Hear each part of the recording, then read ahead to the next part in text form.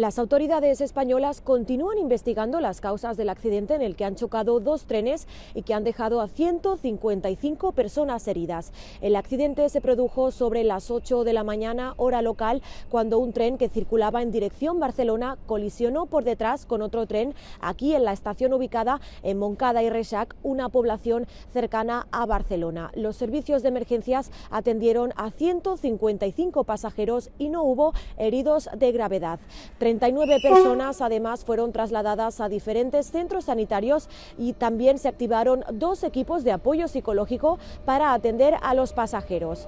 La ministra de Transportes, Raquel Sánchez, se desplazó hasta la estación para conocer la situación de los heridos y explicó que el choque se produjo cuando un tren estaba estacionado, estaba parado y el otro realizaba una maniobra de frenado. Por otro lado, dijo que el gobierno tomará medidas para garantizar aún más la operatividad y el funcionamiento de los trenes. Por su parte, el presidente de Cataluña, Pere Aragonès, pidió explicaciones a las empresas encargadas del transporte ferroviario y al gobierno español, a la vez que hizo un llamado para, según dijo, mejorar el servicio en Cataluña. Aunque la circulación, como pueden ver, se ha restablecido, algunos trenes transitan con demora. Un largo proceso judicial contra la expresidenta y actual vicepresidenta argentina, Cristina Fernández de Kirchner, terminó con el veredicto dado por un tribunal federal. La segunda mandataria es señalada dentro de la denominada causa vialidad por la adjudicación de medio centenar de obras públicas al empresario Lázaro Báez durante su gobierno y el de su esposo, el fallecido Néstor Kirchner, en la provincia de Santa Cruz. Uno de los principales protagonistas del caso fue el fiscal Diego Luciani, quien durante su alegato en el proceso judicial ratificó que hubo una matriz de corrupción y eso produjo un perjuicio al Estado argentino.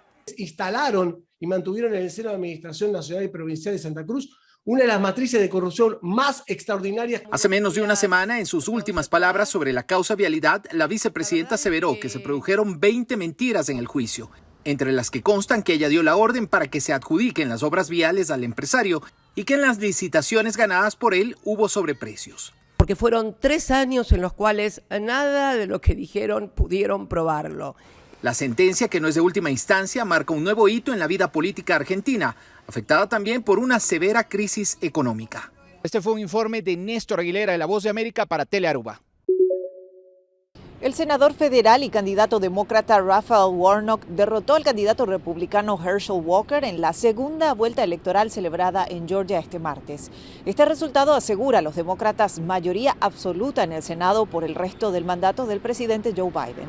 Con el segundo triunfo de Warnock en segunda vuelta electoral, los demócratas gozarán de una mayoría de 51 a 49 en el Senado, sumando un escaño a la actual configuración de 50-50.